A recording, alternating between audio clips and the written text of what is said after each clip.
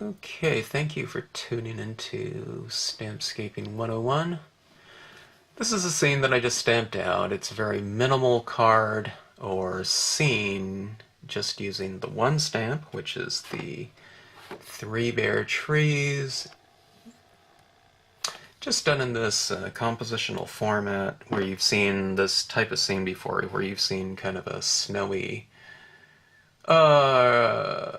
base with something on top of it, and it transitions up into the night sky, a blue sky, nightfall, snowfall, whatever, okay? And having some of that kind of white element up there in the form of stars or snow, I made it into both.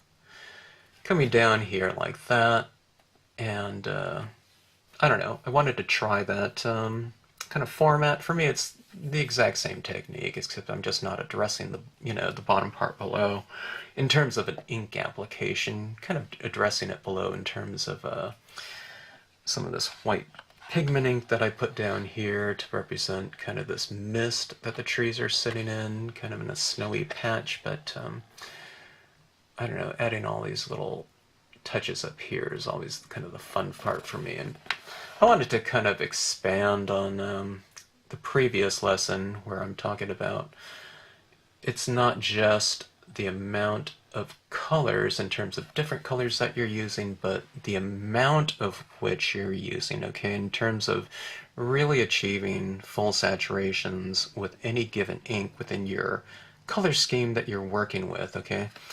And in the last video, it's talking about the ease of application. So what I do is I applied a lot of the re-inking fluid as my base layer of color, and then I've really achieved full saturations using whatever colors, blues I've worked through, okay, to achieve the end result of this nice color glow, okay? And that's where you get that type of richness happening. And then you get all that color laid down on here. On a card like this, I just splatter painted right over the top of all of it to give all that kind of varied texture in the terms of that, flicked on paint with the Dr. Martin's bleed proof white product, okay? And then just to vary the surface up there, I've gone in and I've painted in these larger little snowflakes or snowballs or whatever, snowfall. And then I've also used a Uniball Signo pen to hand draw in some of those little white areas. I didn't have to use both, but I did because I had them on my table. And then all of those little highlights in the tree, just using a little paintbrush with a Dr. Martin's bleed-proof white opaque paint to give the trees a little bit more dimension. Instead of looking so flat, now they're a little more three-dimensional with that highlight on there. It gives it a nice texture, and it gives that white paint on there, gives the trees kind of a stronger relation to all of the value changes in terms of the the snowballs, the stars, and this big area of snow down below. So as I say in this video, this things like this kind of create a nice opportunity for like a quote stamp or something like that. Actually, this would look fantastic in here too. Kind of standing in the snow. Alright, I have a bit of, I flicked some paint down here, so this is kind of dimensional. Let me see if I can buff out some of this, some of that. I didn't bother covering up the bottom down here because this is just white, but let's see if I can get some of this paint off of here. I might have to go with a versifying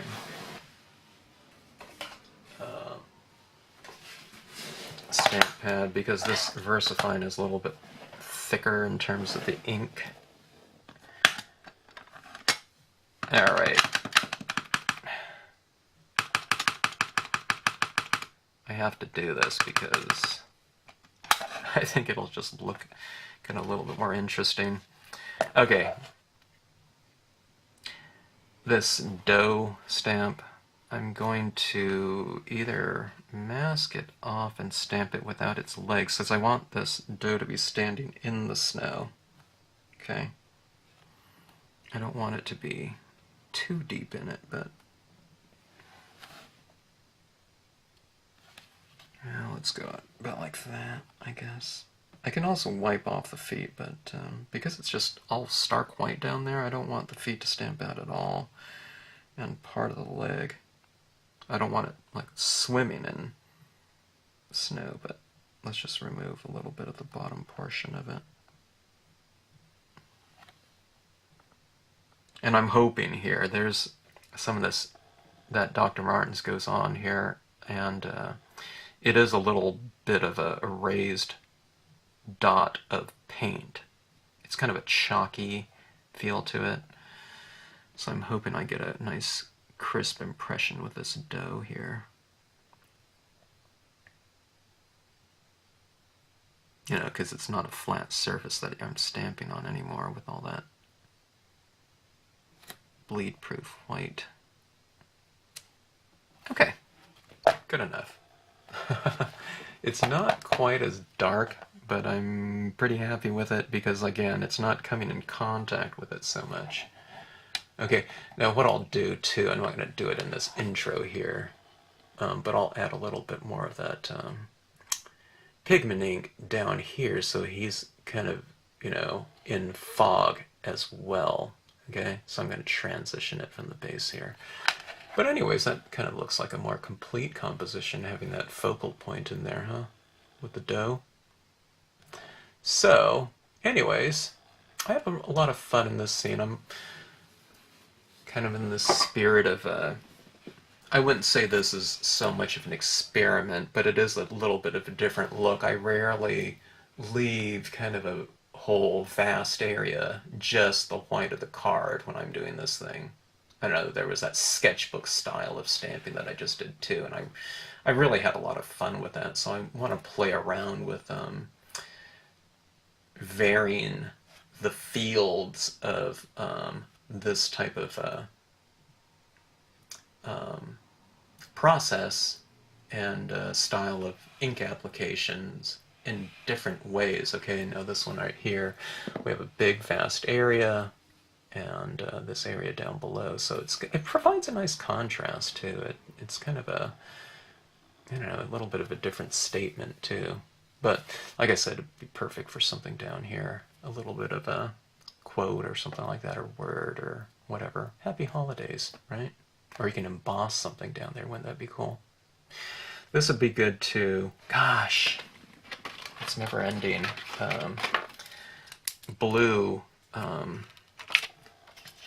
color schemes look really great with a few touches of silver, metallic, right? Blue and silver. Not that you can't use something like gold or something like that too, but this is, I don't know if you can see it in this video, but kind of having that silver in there, it's one of those things, if it captures the light. Okay. I don't know if you can see that at all. I can see it a little bit here, but it's one of those little subtle things. It's a darker than white dot here, but if you kind of put it at a certain angle, or the recipient of your card puts it at a certain angle, it's more reflective than the white, so it gives an extra little touch of detail in there to kind of, I don't know, I thought it was finalized before, but I guess this is one extra step. So I don't know, the more I look at the you know, cards, sometimes other things reveal themselves to me, like that dough, and I just happen to have that dough sitting on, you know, right in my desk, so if I didn't have that, I probably wouldn't have thought to do that. Anyway, okay, so there's some silver right there. Let me see if we can kind of see it at all. I don't know, it's a very varied surface. Okay, see that right there? You can kind of see where those silver ones are a little bit more glistening. So it's like that. If I do this glare, there's certain things that kind of don't show up as much, but it's the silver ones that are kind of standing out. I don't know, a little bit. It's those fun little things that I like to do. Little detailed marks that are a lot of fun to add on. Subtlety. Okay. So anyways, I hope you enjoy this video. It's not a different technique, again, and it's very much related to that last video on color applications. So I had a lot of fun with this one, and again, stuff like this kind of opens up more, I don't know, experiment ideas for me and things to kind of play around with and to investigate. So it's always a good thing in rubber stamping. I'm never bored, and boy, once you do one thing and think, okay, I did that one, it opens up, 3 more things and other things to kind of play around with. Thanks again for tuning in. Hope you enjoy the video, and hope you enjoy this little bit of a twist on the process. Okay, we've seen these cards out there. A lot of times they're greeting cards or whatnot, where there's some colors up top, like let's say it was a kind of a holiday card where there's a transition of blue tones or something like that. Snowy effects and whatnot, and then it kind of transitions down to the bottom of the card or scene, and where it's just the white of the paper. Okay, we're going to try to do something like that and see how that looks. I kind of like that effect where they'll have some snowy effects or whatever up top, and then as it transitions down, it becomes like the same value, which is white, matching that little spot value changes up top in the form of well, highlights and snowy snowfall, snow on trees, etc. I'm going to work it around this one right here, which is the 3 Bare Trees stamp. Okay, so we'll see what we can come up with. It's going to be the same technique that I've always done. I'm getting out some of this blue from a video that I did yesterday. It's going to have a lot of blue in it, so I'm not going to bother really cleaning this out too much, because I'm just going to be applying so much color with the re-inker that I don't think I need to clean out my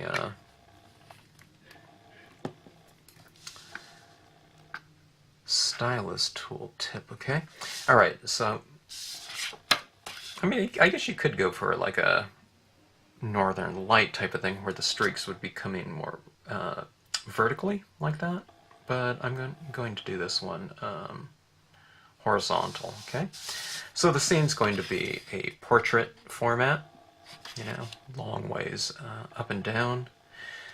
I'm going to turn this on its side like this and start applying some color. There's going to be a lot of color on this, and I'm going to make this mostly sky. Okay, it's going to be sky dominant. Okay, so it's going to come all the way down here, and that's going to be my horizon line. Let's see. Let's go a little bit lower. Okay, let's go to about right here. Okay, so the trees will be coming out like that. Alright, so you see how sopping wet that is with that re-inker fluid. This is the Adirondack Lights Aqua. If you don't have this color, you can go with any color that you have, preferably a light value, okay? I think I might have I might have put too much of Ranger fluid on my tip here. There's something to kind of it being nice and, I don't know, for lack of a better word, kind of a sloppy application of it.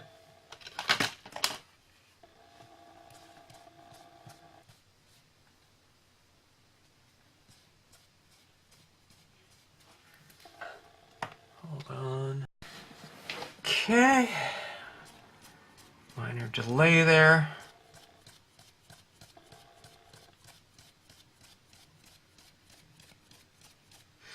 Adding this in. I'm using this paper towel because I can see there's a chance of me getting my fingerprints down. Normally, with just about anything that I'm doing, it doesn't matter because I just use ink everywhere, so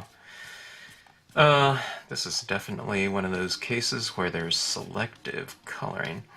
Because I'm getting such a big swatch of color too, it's like I notice my oils from my fingers or something like that, you know, where I've touched here, it seems to be resisting a little bit of that ink. I guess on a blank piece of paper like this, it's more apparent than when I have a bunch of imagery and I'm coloring in a scene. So watch out for that. We used to be very aware of that when I used to teach workshops, and I don't know, it seemed like anywhere I went, it was, we would, you know, if I was teaching 3 classes a day, one would go from 9 a.m. to 12 p.m. in the morning. That would be the first session. And then we would break for lunch, and there would be a 1 to 4, I think. 1 to 4? Was that it? I guess it would have to be.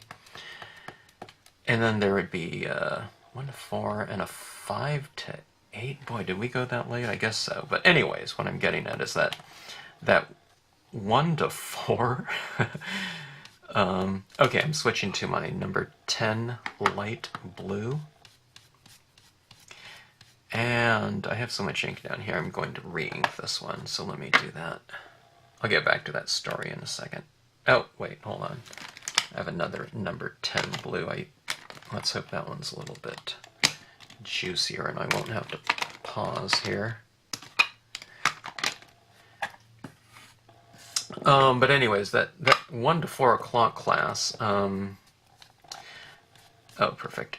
That 1 to 4 o'clock class, when we would be doing this technique right here of applying colors like so, a lot of times what we saw are fingerprints, you know, on the scenes. It's because, you know, in that time that people have to go grab lunch and to come back, and most people did 2 sessions, you know, they took a Stampscaping 101 and Stampscaping, I don't know, whatever I called it, 201 or something like that.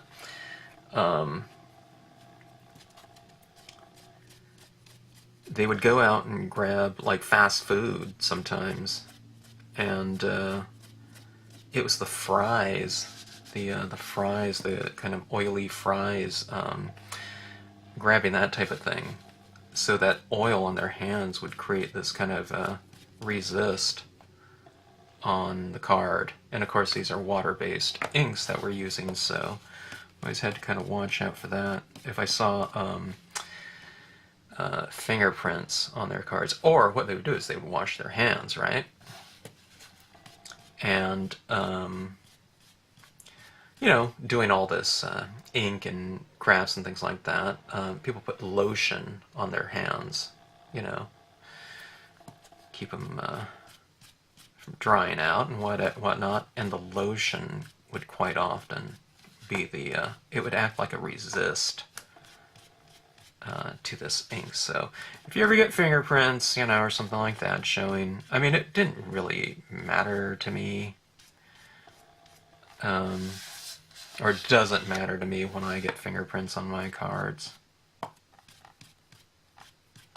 I just see it as another part of the texture that's going on there, but that's kind of what happens sometimes. And it's more apparent when you're working in large fields of kind of applied color like this, you know, where you're layering your inks. Kind of in extreme amounts.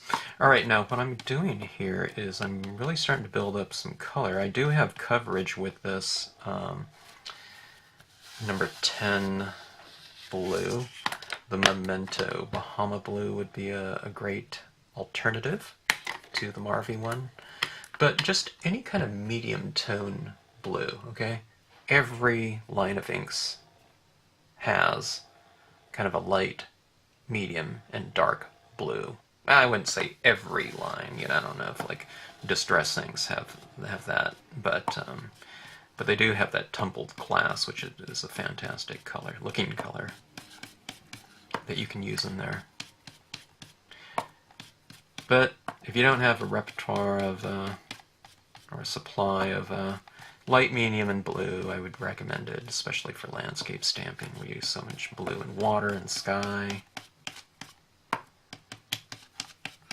It's kind of like my main hue, as well as browns and greens, you know, the earth colors, I guess.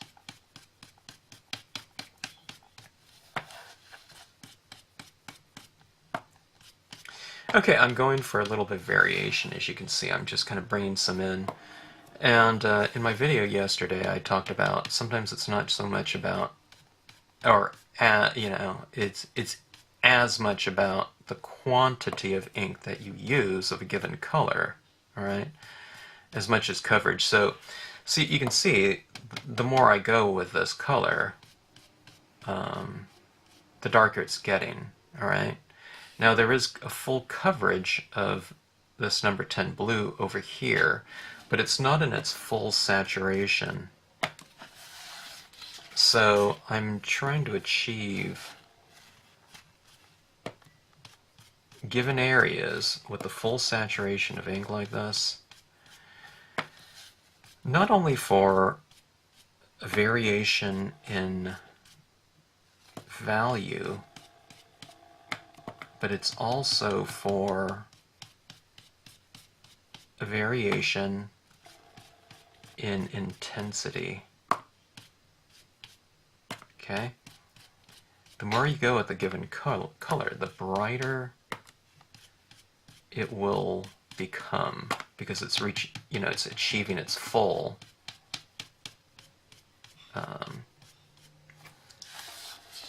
full saturation.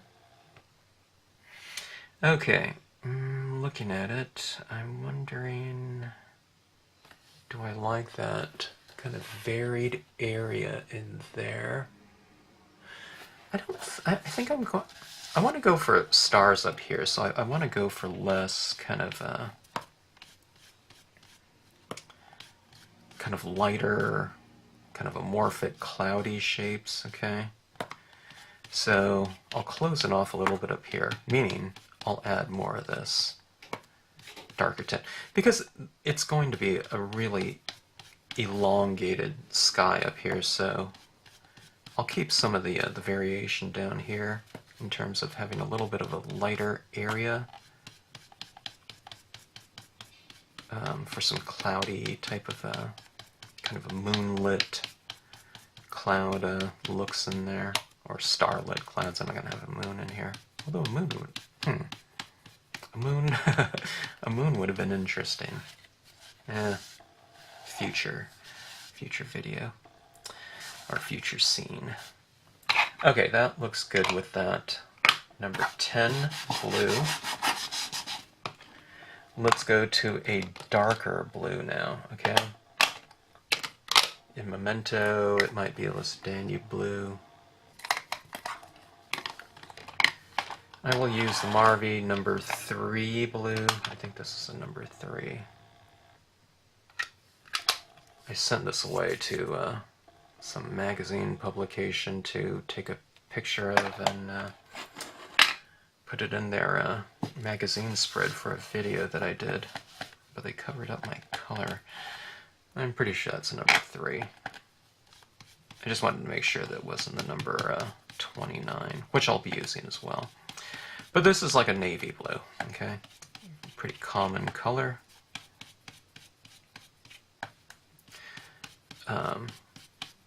Where I am here in California, it's supposed to get to 100 degrees today, right?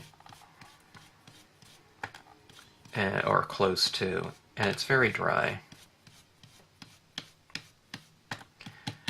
And the last 2 days, when I've been doing these videos, I can tell the difference in kind of drying time for this ink application. So it's setting up faster than it usually does. So I'm just using a little bit more ink, and I'm staying in an area longer before I kind of move on to my next spot, just so I can really spread it out and I concentrate on that area. Okay, so that's another one of those things, like with that video yesterday, I didn't really mention it, but instead of going for coverage of this whole area, what you do is you work in sections. And I kind of mentioned this, you know, in all of my videos, but really just when you're focusing on one aspect of it, you know, kind of the point is, you know, isolated. But see this, I'm kind of staying in one area like this, and then I'm moving on, okay? So I get a really good application of that ink in that area, okay? I'm not trying to work like this, okay?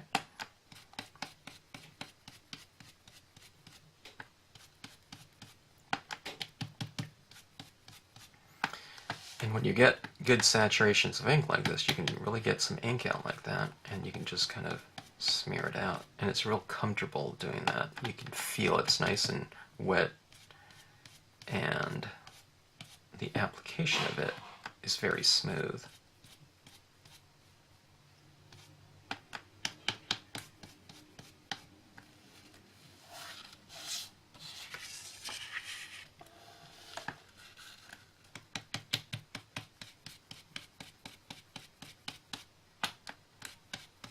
Okay, now I want to transition this off into night sky. I think that'll provide a nice contrast with kind of this bottom section.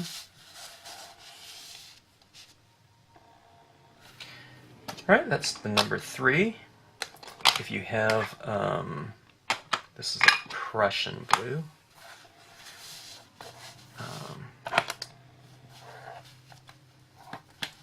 There was this color of this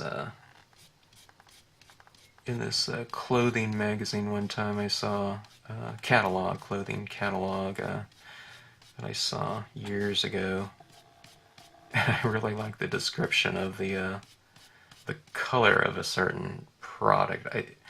It was I think it was called something like blue, almost black, or something like that. Or it might have been dark blue, almost black,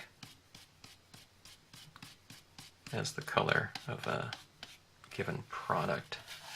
I thought that was kind of cool, because I love that type of color. I love those colors that are on the verge of kind of almost becoming black, but there's, you know, there is hue to it.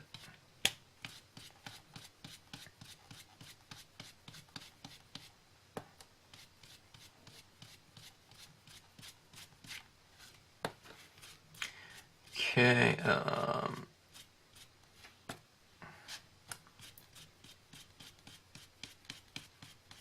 I should see if I still have my denim Adirondack color. For those of you who have the entire Adirondack line, you might be familiar with that if you remember it, or if you used it very much. But that's a really cool hue as well.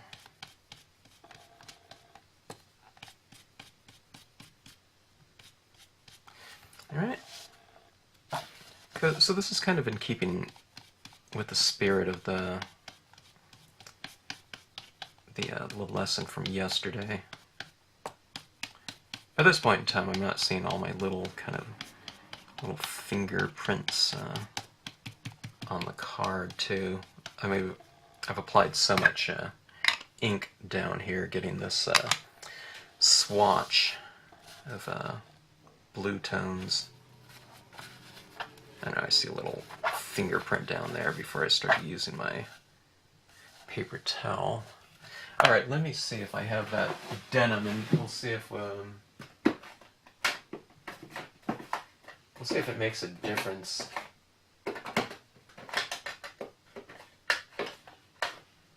Alright, I need to pause the video. My rack of pads is right next to me, but I'm kind of having to go through. Okay, denim. I don't know, it might not be as dark as the bottle green, so I'm not sure if it's going to show or not. Denim has a little bit of a green tinge to it too, so it'll be slightly different. Let me see here. Or does it have a green tinge? Maybe it doesn't. Might be thinking of eggplant. Or I don't know, one of those other tones. Maybe not eggplant. Maybe it's something else. Let's see. No, I do have the bottle green in here because I haven't switched applicators, but no, I guess denim looks like denim. Big surprise, huh? I guess it should. It looks a little darker to me. It's kind of hard to tell because when I apply it at first it's wet, so it has to kind of set up a little bit for it to kind of reveal what color it's going to be.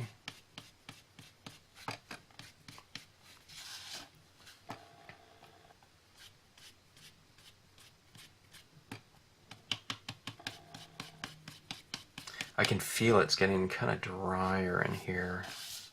Man, that relative humidity really plays a big part in this application. It just, I don't know, I guess it hasn't been this dry in a while, so I am really feeling it.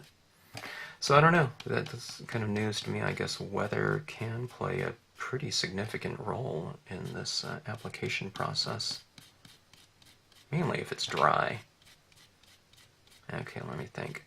So for you guys in like the Southwest and some areas of Australia, South Africa,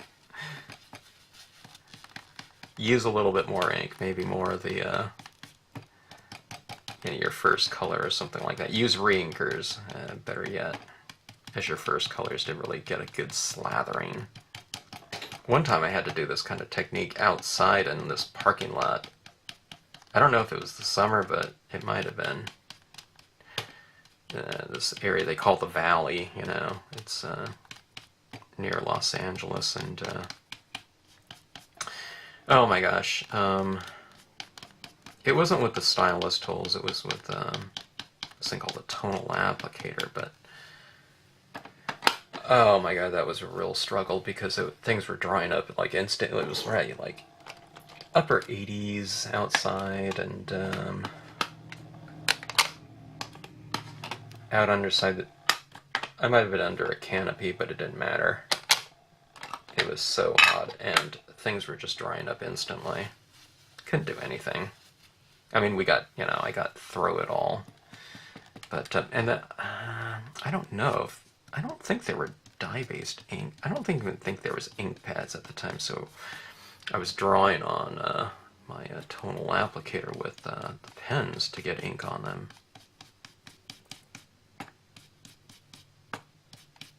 That was a dry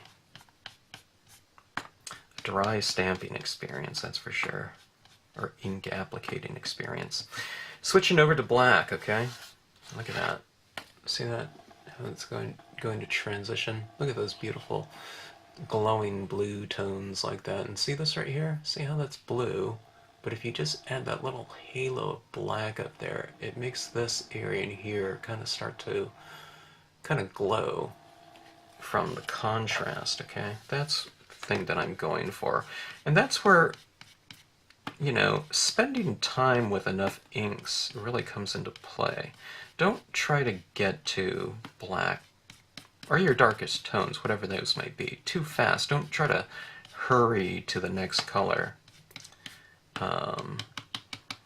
Really allow the application of each color to kind of reach its kind of maximum saturation.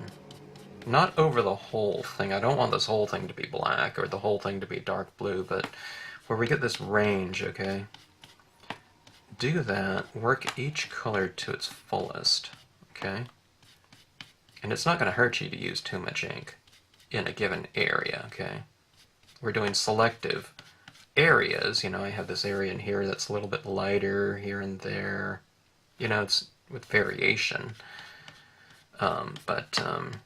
See, by doing this, it really creates a nice glowing surface. And when you do that, like that, because we're just working with contrast, okay,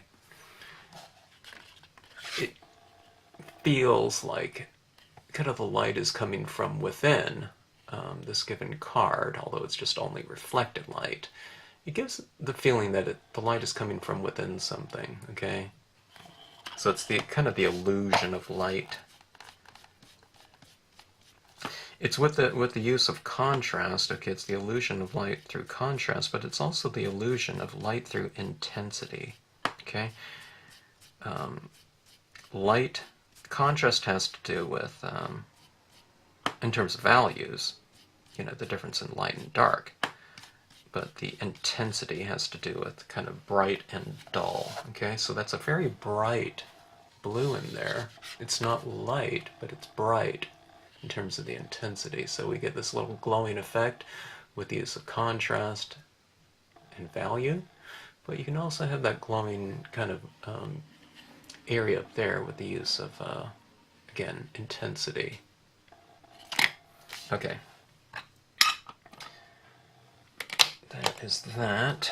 Let's take a look now.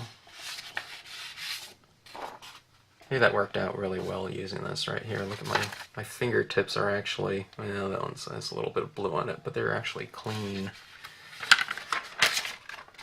Maybe I should use a paper towel, you know, this little thing to hold down my card more often, because otherwise I'm kind of holding it like this as I'm turning it around and putting my fingers in the ink, so hey, you know,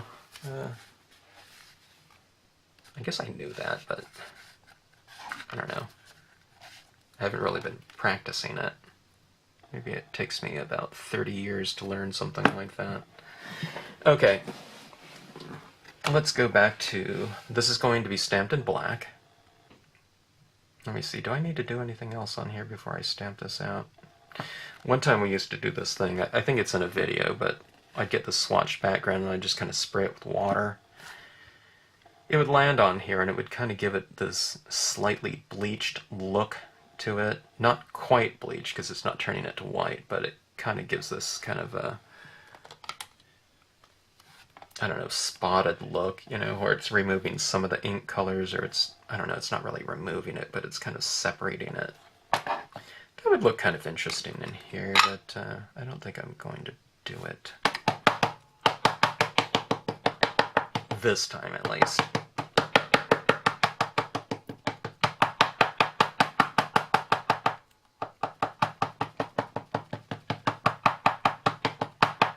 Okay, just using my black Marvy, 3 bare trees.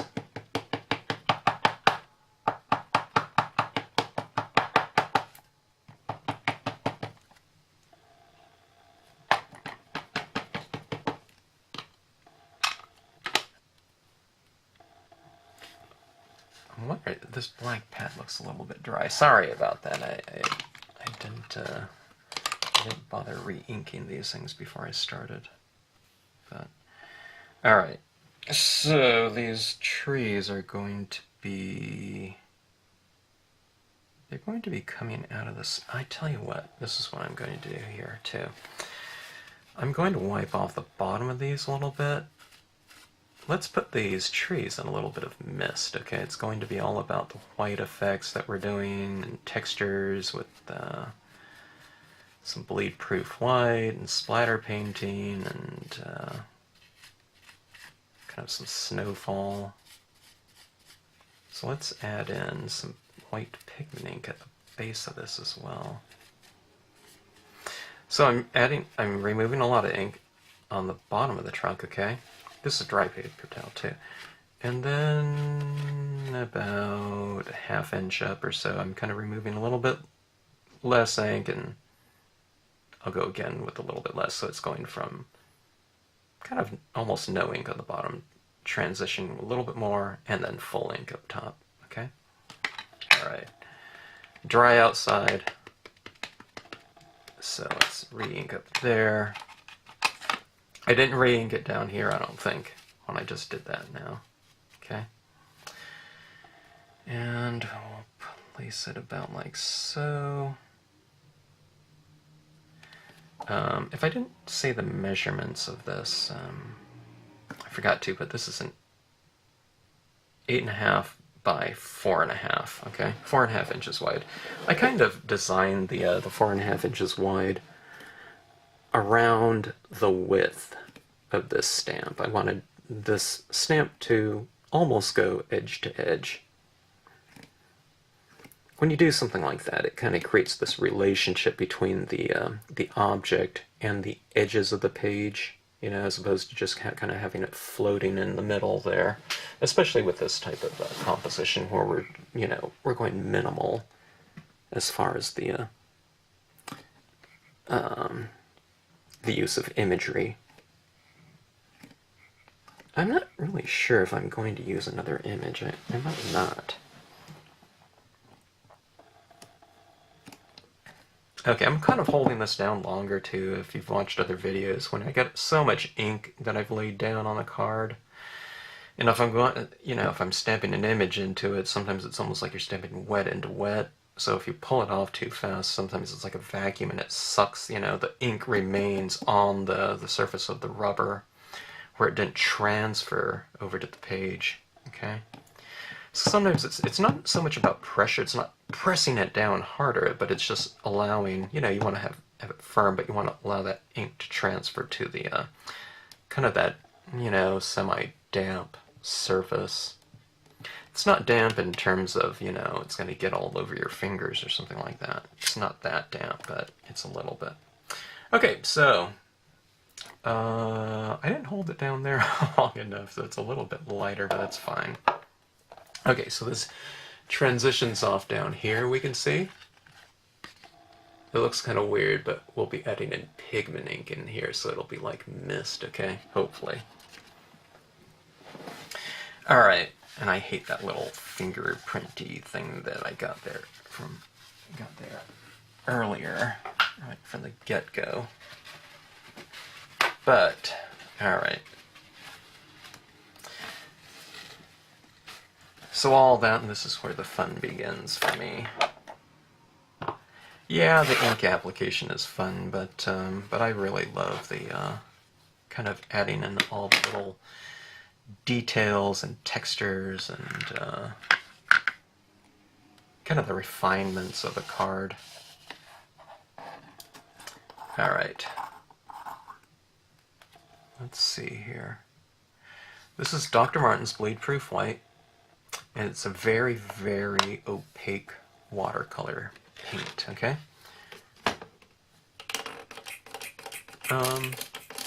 It's an inexpensive paint. How much is this one? I don't remember when I got this, but I bought it for $4.15, and it's lasted me. I bought others since then that we've sold at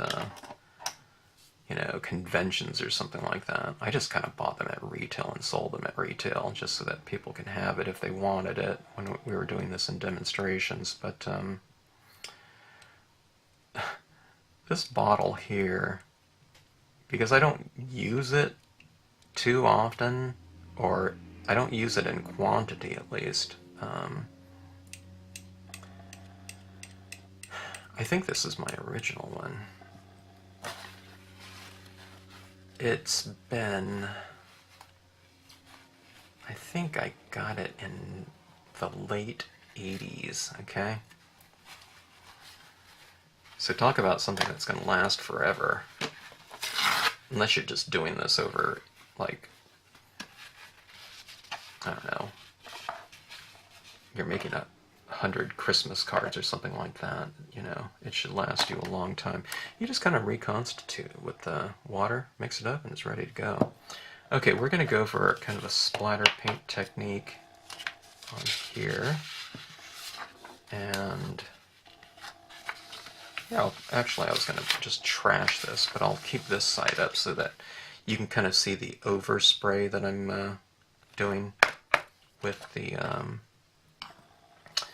toothbrush. And I just washed my bunch of my supplies, so let me go get that toothbrush and we'll be all set to go. Maybe I'll go for a battery change as well, right?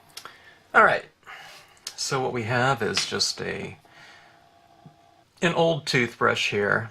You want something with a little bit of a kind of a stiff bristle, I guess. I guess you can go with the soft bristle and try it too, but what I'm going to do is I'm going to try to put the right amount of this bleed-proof white paint on here, and you know, it's just that splatter painting thing. You kind of pull back on the bristles like so, and then you kind of do that type of thing. It's kind of fun, you know. It's kind of, I don't know, it's kind of going back to like some kind of little craft assignment, like maybe when you were a kid and playing around with paints or something like that. When I was in high school, a friend of mine did this big old kind of diorama in an art class for his little brother. I think he just got a box and put like a black construction paper on the inside and splatter painted the whole interior with white paint,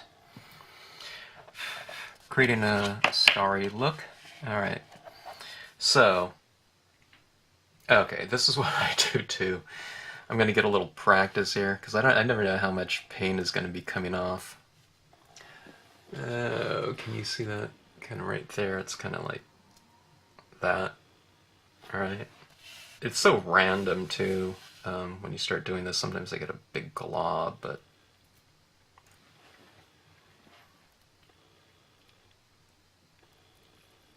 and if you can really control it, you can get maybe this kind of a Milky Way effect if you kind of concentrate it enough in one area. One of the things that I don't do this enough, so it's hard for me to control the you know, the amount of like large and small snow. Now I'm putting this right over some of the trees too.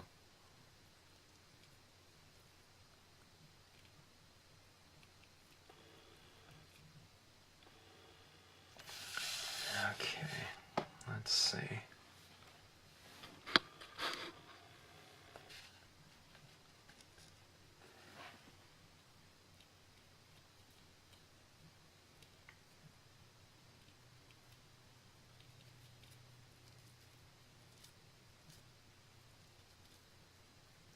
It's either splattering in an area that I'm not expecting it to, or it's... Okay, there it comes again. I had it at the wrong angle.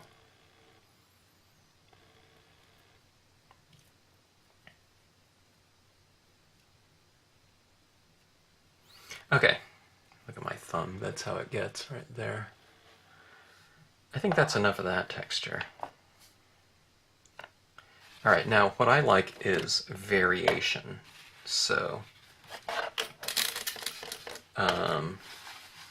I was thinking, in a past video I've used, kind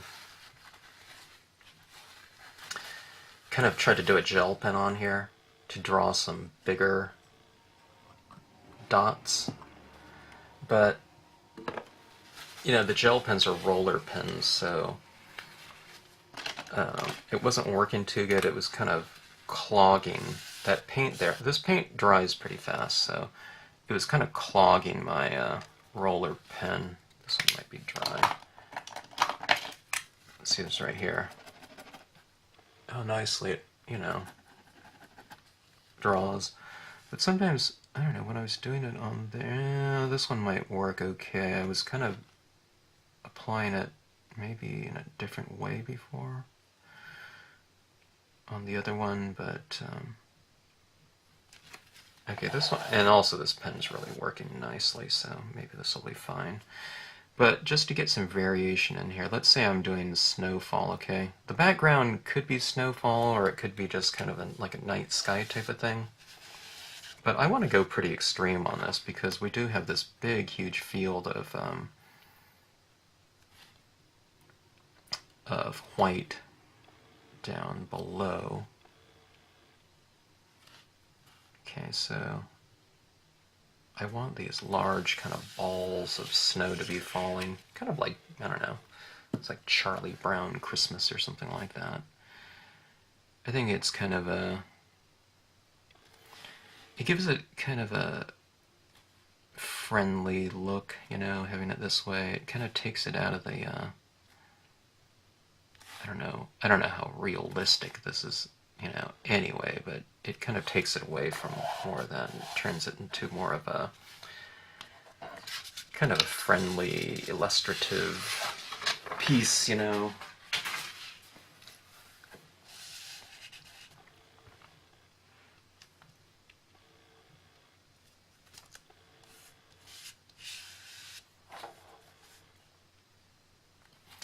Don't forget to bring it, just, you know, you can put it, have it falling.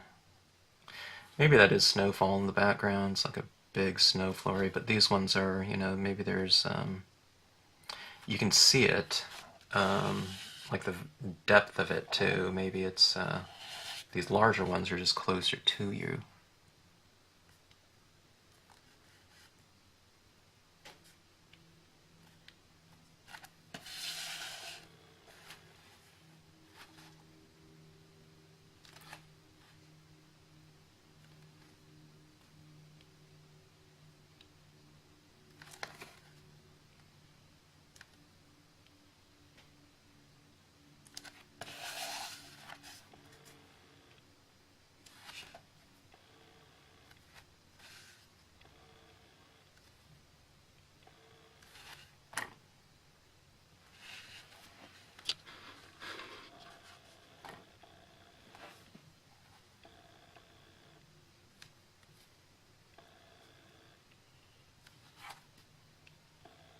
Doing something like this, it's easy to go overboard.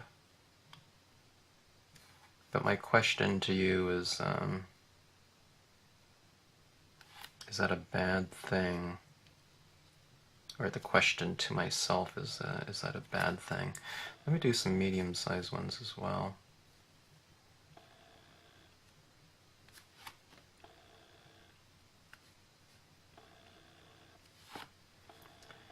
Like I, you know, was saying, if I go overboard and I just have way too many dots,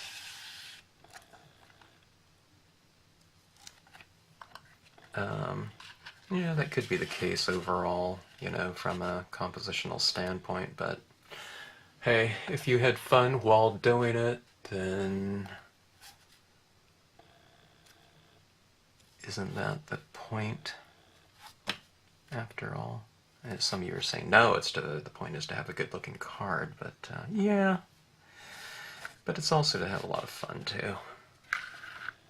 And if you've just kept adding and adding and adding, chances are you're having a kind of fun time at it, right? It'd be good to have both, though, yeah. But if you haven't done this before, and I haven't done this scene, I always say it's better to just kind of go way over, you know, or just to go over however much it is to whatever degree. And so you'll know how much to kind of do do the next time around. But if you're always kind of holding back, then you'll never know kind of the maybe the maximum potential something has.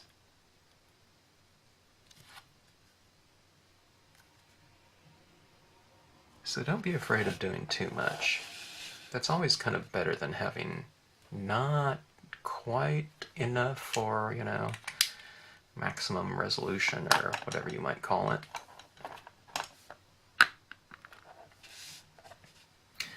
And that's always the case with me. Sometimes, yeah, I think, maybe a little bit less of this or that or whatever.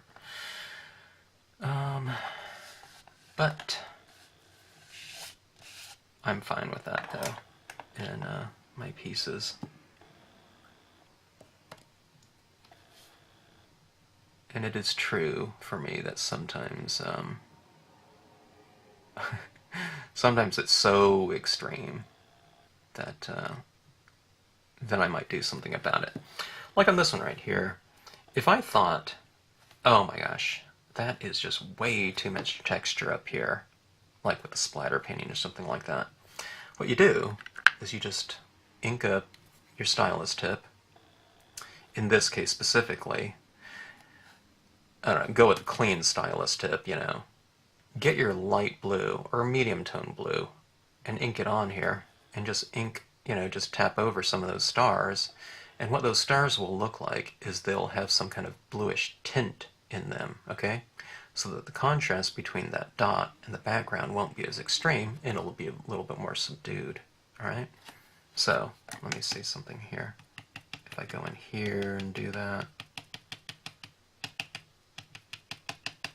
I don't know, I'm just doing it with a little bit of ink that was still on here. Here's a little bit of black ink too. You can do it with black ink as well.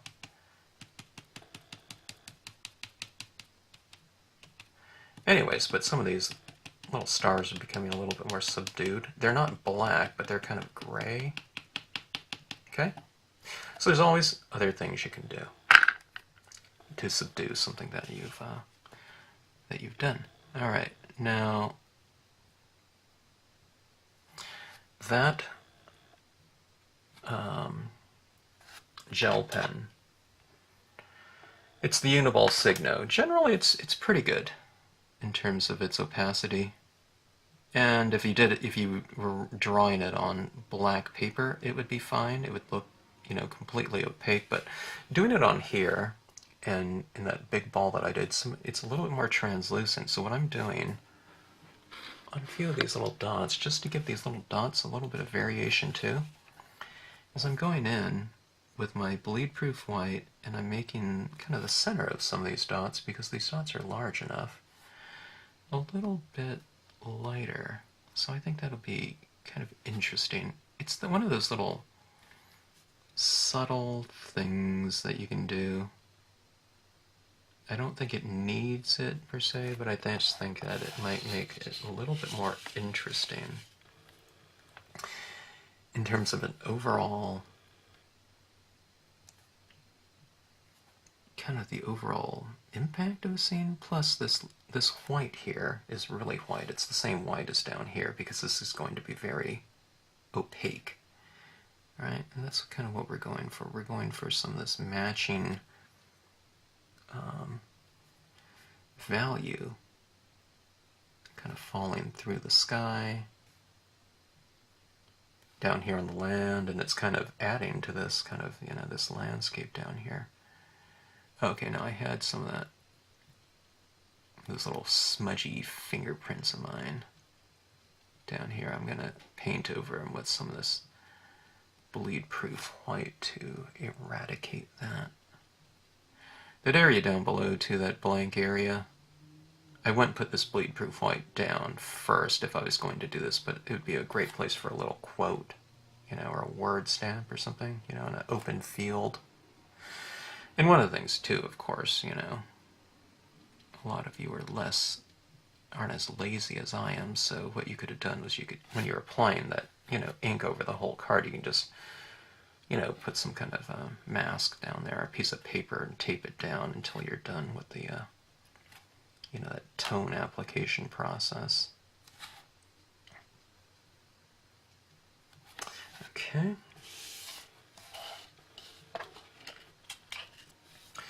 So far so good, I guess. You know, to me it's a fun little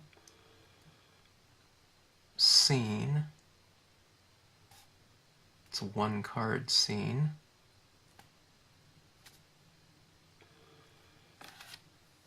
Which are fun to do. You hear like people that, have swabs, sometimes there's like a one stamp challenge, or something like that. See what you can do with, one stamp. Okay, I'm gonna draw on some of these little balls of snow too. I guess I'm painting, not drawing, but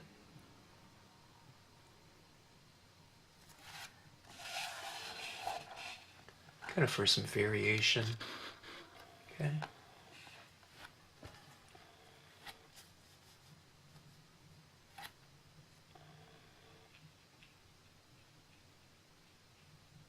If you want to, you can even do a little trail of, that little trail of snowfall, kind of giving direction to some of these little balls of snow, snowflakes, I guess.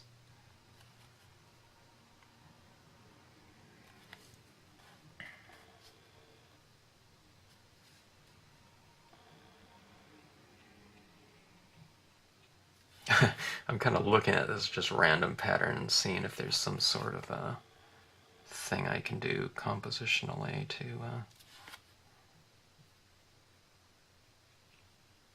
kind of give variety and kind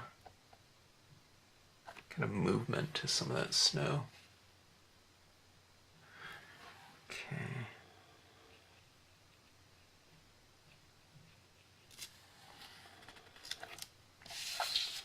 Let me look at it upside down and see if I'm missing something somewhere. Maybe like right here.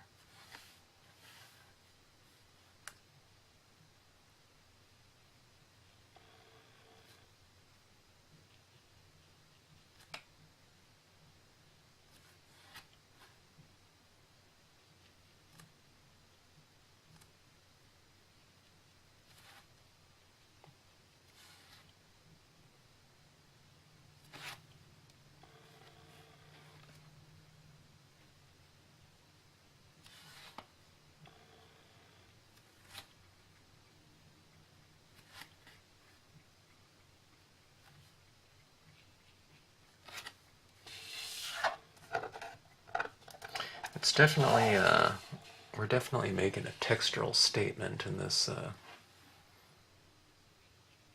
scene, aren't we?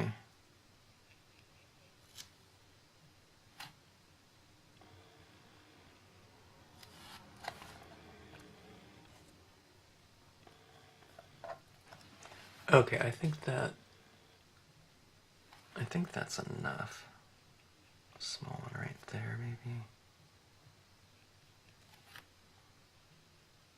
Okay, so this is just I don't know, it's a number 2 paintbrush, okay? I usually go by brush size, and I'm going to see if I can add on some little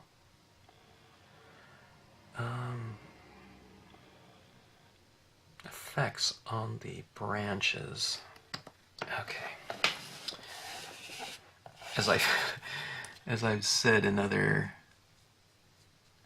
videos, I'm no painter, and the brush in my hand is not, terribly natural to me, just because I don't do it too often. Or I should say, I hardly do it, okay? So what I'm doing is I'm just kind of building up some of the little snow on some of these limbs here. And by doing so, it gives it a little bit of a... It's minimal, but it is somewhat of a slightly more three-dimensional look. Just because, we have this variation on there, and we're saying that, that the object is dimensional, and it is capturing some of that snowfall coming down, okay? And it is introducing an element of light into these trees in the form of reflection, okay?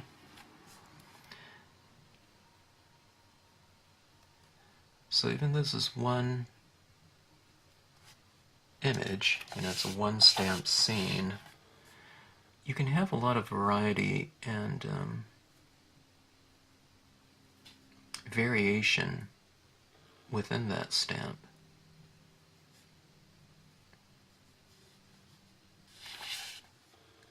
And, you know, it's minimal, but it's as rich as it needs to be, I think, with what you're using.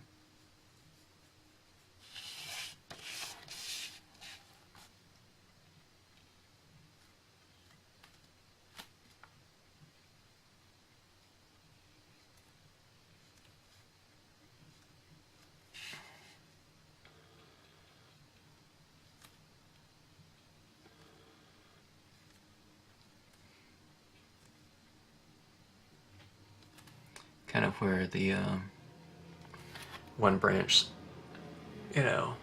branches off like that, I would put a little bit of snow in the center there, like so. Or at the, not in the center, but the kind of the meeting point of a couple branches like this one right here. See that? Right down here. Here. It seems like that's where snow is, a lot of snow would be captured.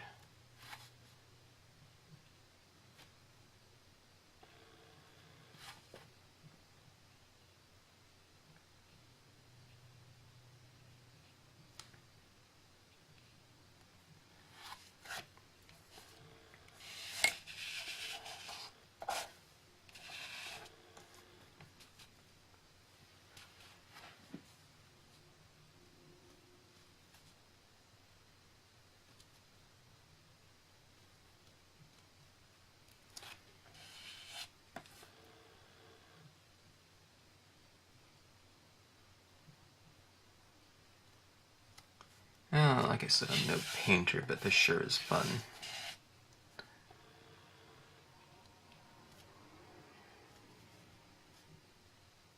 And if you don't stay like right on any branch, it really doesn't matter. It's almost like you're defining another branch, a new one.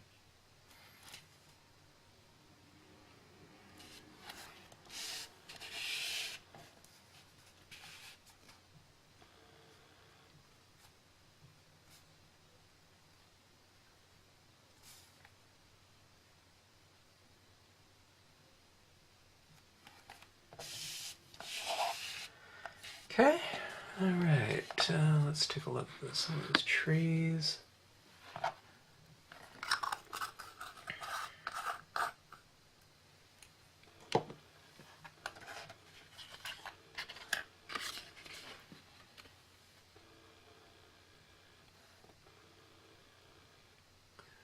Seems like it's capturing some of that light too. Yeah. Let's move up here. Okay, now this area down here, let's make use of that kind of dry stamping of the bottom portion of the image with a kind of a reiteration of that transition of value on the base with some additional pigment ink, okay? And I do this in all the videos that I do this effect, okay? I'm showing this right here. That's just too much ink, okay? Well, maybe not so much for this one down here because it's white down here. But what you're generally going for is you're going for... Now, see, as I'm smashing this, maybe I shouldn't have applied so much ink to begin with, but as I'm smashing this tip right here, a lot of the ink is coming off, and it turns into kind of more of a dry brush ink application. Okay, you don't want to go for the blobs. The blobs are kind of not the look that I see happening as ideal. Let's zoom in here. Okay, so see, they're already transitioning, you know, those trunks, okay? Now I'm just putting a little bit of additional tone on them like that. Okay, see that right there? So it looks like it's kind of sitting in mist, which they already kind of do, but this is just to kind of work it up the trunk a little bit more in a little bit more of a graceful fashion, I guess. You know, transitioning. Okay, now down here I can also have it transition some of that ink right here, although it looks okay.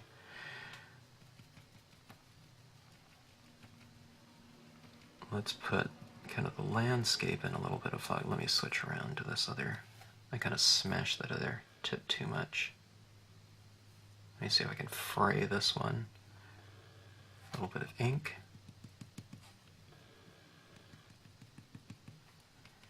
Okay, if you're ever doing this, let's go with this other side again. If you're ever doing this, those cotton swabs that are more tightly bound, I don't know, and it feels like they're acrylic or something like that as opposed to cotton. I find that those ones are kind of hard to use. For me, I prefer more of the softer cotton ones for this.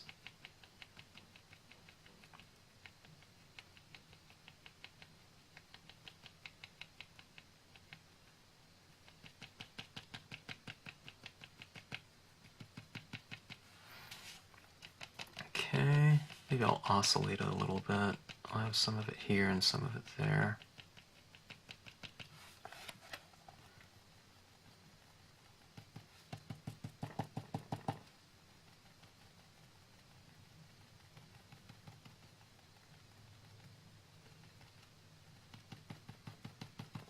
Kind of have almost too much right there. It's a little blobby, so let's try to remove some of it.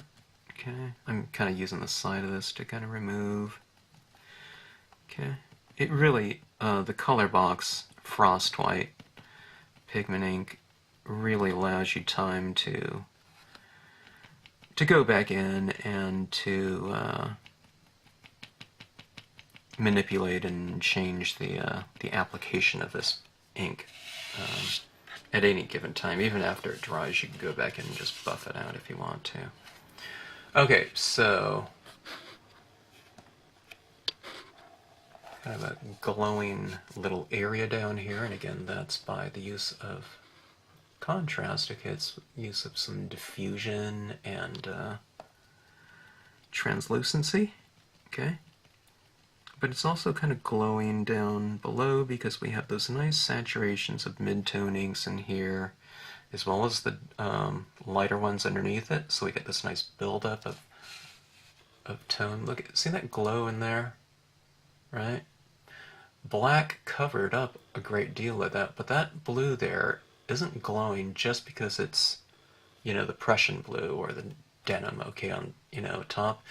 It's because this color is underneath that. And remember, this ink is transparent, so it's like having all these clear glass panes or something like that on top of one another. Okay, so that's kind of the secret there. It's getting those base layers kind of really fully established as far as kind of maximum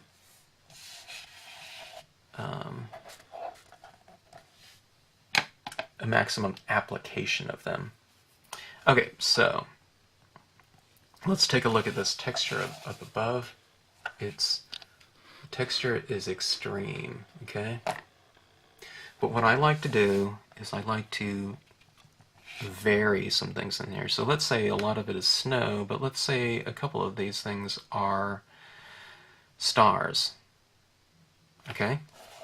Doesn't matter which ones they are, but I have my kind of dry brush application here of pigment ink, and I'm going to go in and put a little bit of that ink in here. Now that star is glowing, right? So now it becomes light, or as a light source, than reflected light, which the snowball would be. Okay? So let's see, in this field of sky, what we can do as far as varying some of these and kind of redefining them as celestial objects as opposed to kind of a snowflake. Or you're redefining them as a much brighter star than maybe some of the other ones, okay?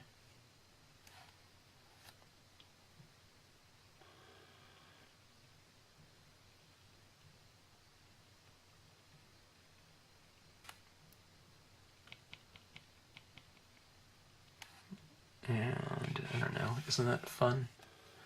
That is really fun stuff to do.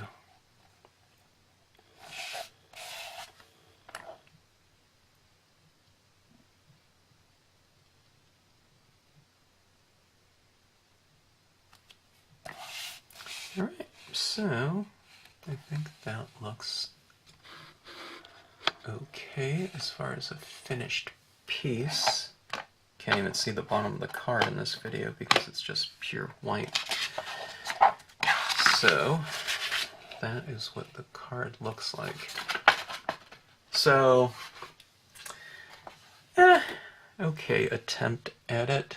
This would be really good with a matte around it, I think. But there's my kind of interpretation of that type of thing, where you have it blank down below and, you know, stuff happening up top. Winter and blue tones are a really great option for that type of compositional kind of device. This is a perfect place for some sort of a quote or saying or whatever word stamped down here. But I don't know, there's plenty of action up here happening that I think looks pretty good in terms of textural changes and variation and contrast and intensity. This is one of my favorite spots right in here, that blue kind of glowing through. But same type of techniques that you've been seeing in all of the rest of the videos, or almost all of them, not all of them. But as far as the media goes, when it comes to dye-based inks and glossy paper, the only difference is that you just leave the bottom part white to represent snowfall. It'd be really nice with pine trees too, and you can create some kind of little shadow base or something down here. That would have been good for these ones as well, to have like some little light blue versions of these sticks kind of going down here as a kind of a foundation. But instead I put these ones in kind of a clouded mist. It might be interesting too, is just a little bit of color coming up from the base down here into here. But I'm not sure. It just depends. If I put a quote down here, then maybe I don't want something like that. But anyways, I had a lot of fun doing that up here. I like how that kind of, some of that white, relates to the white surface down here of the snow, kind of reflected snow. Alright, so anyways, hope you enjoyed the scene, hope you enjoyed the techniques, although it's been a lot of what I've done in the past. It's just a little bit of a tweak in terms of the compositional structuring of it. Thanks so much for watching and tuning into the channel.